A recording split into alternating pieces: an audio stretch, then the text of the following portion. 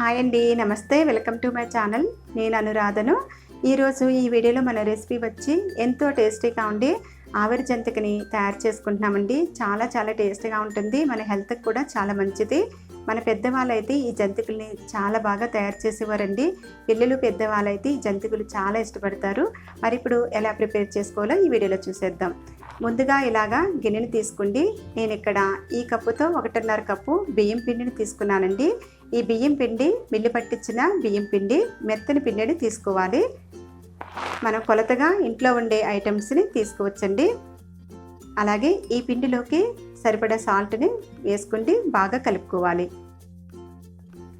ఇలాగ బాగా కలుపుకున్న తర్వాత సాల్ట్ సరిపోయిందో లేదో ఒకసారి చెక్ చేసుకోవాలి.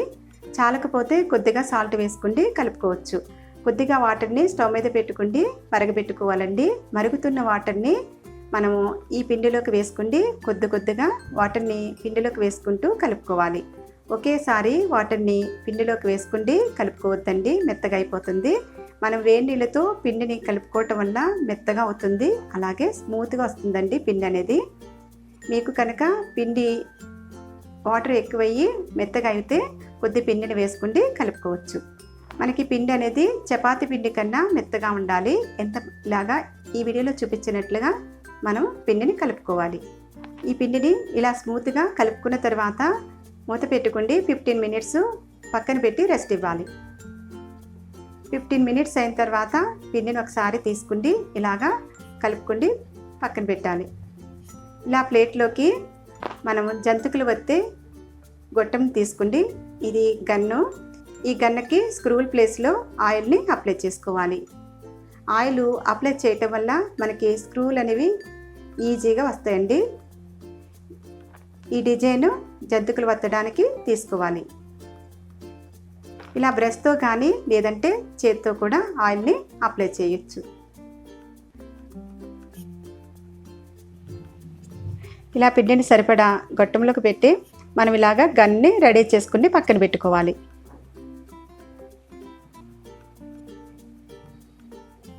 అలాగే ఇలాగా ఇడ్లీ కుక్కర్ని తీసుకుండి అడుగున కొద్దిగా వాటర్ని వేసుకోవాలి.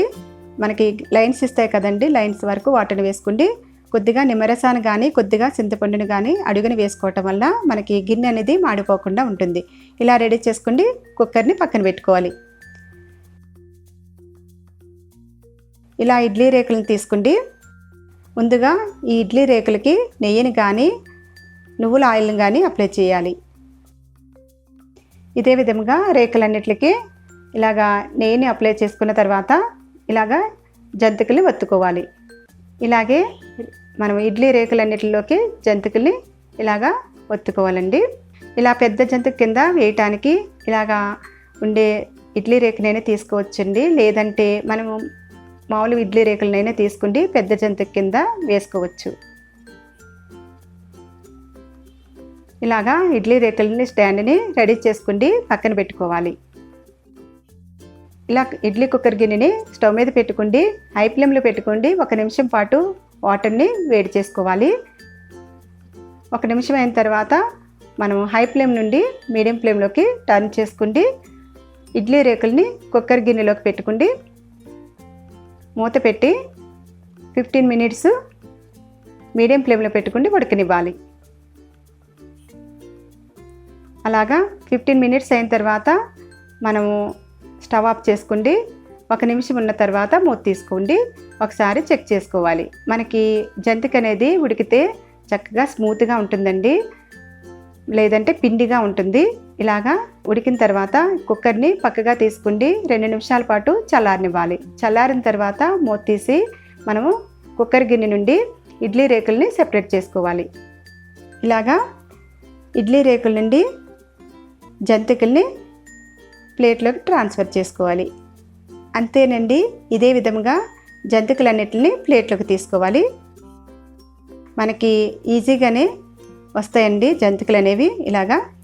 ఇలాగా హస్తంతో చిన్న హస్తం తీసుకుంటే అయినా కూడా ఇలాగా జంతికలు తీయచ్చు. ఇదే విధంగా జంతికలన్నిటిని ప్లేట్లోకి తీసుకోవాలి. అంతేనండి, ఎంతో టేస్టీగా ఉండే ఆవిరి జంతికలు రెడీ అండి. చూడండి ఎంత బాగున్నాయో. మనము ఈ జంతికలకి కాంబినేషన్గా పప్పును కానీ లేదంటే బెల్లం తురుము నెయ్యితో కలుపుకుంటే తీసుకుంటే చాలా సూపర్ టేస్ట్ ఉంటుందండి. మన హెల్త్కి కూడా చాలా మంచిది. ఇలా జంతిక మీద కొద్దిగా బెల్లం తురుముని కొద్దిగా నెయ్యిని వేసుకుంటే కలుపుకుంటే తీసుకుంటే ఎంతో టేస్టీగా ఉంటుందండి. తప్పకుండా మీరు కూడా ట్రై చేయండి. మీకు కనుక ఈ రెసిపీ కనుక నచ్చినట్లయితే ఒక లైక్ కొట్టండి. మరిన్ని రెసిపీల కోసం నా ఛానల్ని ప్లీజ్ సబ్స్క్రైబ్ చేసుకోండి. Thank you for watching.